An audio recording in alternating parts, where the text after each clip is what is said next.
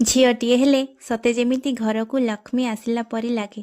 ହଁ ସାଙ୍ଗମାନେ, କଥାରେ ଅଛି କନ୍ୟାଟିଏ ରତ୍ନଟିଏ। ସେତିକି ପୁଣ୍ୟ କରିଥିଲେ ଘରେ ଝିଅଟିଏ ଜନ୍ମ ନିଏ। ଆଉ ମୋତେ ତ ଝିଅ ବହୁତ ପସନ୍ଦ। ଆଉ ଝିଅକୁ ତ ଫୁଲ ସହିତ ସମାନ କରାଯାଏ। ଝିଅମାନଙ୍କୁ ସଜେଇବାକୁ ମୋତେ ବହୁତ ଭଲ ଲାଗେ। ଆଉ ମୁଁ ବାହାରକୁ କୁଆଡ଼େ ବୁଲିବାକୁ ଯାଇଥିଲେ ମୋତେ ଝିଅମାନଙ୍କର ଡ୍ରେସ୍ କି ଜୋତା କି କ୍ଲିପ୍ ଦେଖିଲେ ଆଣିବାକୁ ବହୁତ ଇଚ୍ଛା ହୁଏ। ଆଉ ଏ ଝିଅମାନେ ନା ବହୁତ ଜଲ୍ଦି ବଡ଼ ହୋଇଯାଆନ୍ତି ଆଉ ମ୍ୟାଚୁର୍ ମଧ୍ୟ ହୋଇଯାଆନ୍ତି। ମାଆର ସବୁ କଥା ବୁଝିଯାଆନ୍ତି ଆଉ ମାଆକୁ ସୁନ୍ଦର ସାଥୀଟିଏ ମଧ୍ୟ ମିଳିଯାଇଥାଏ।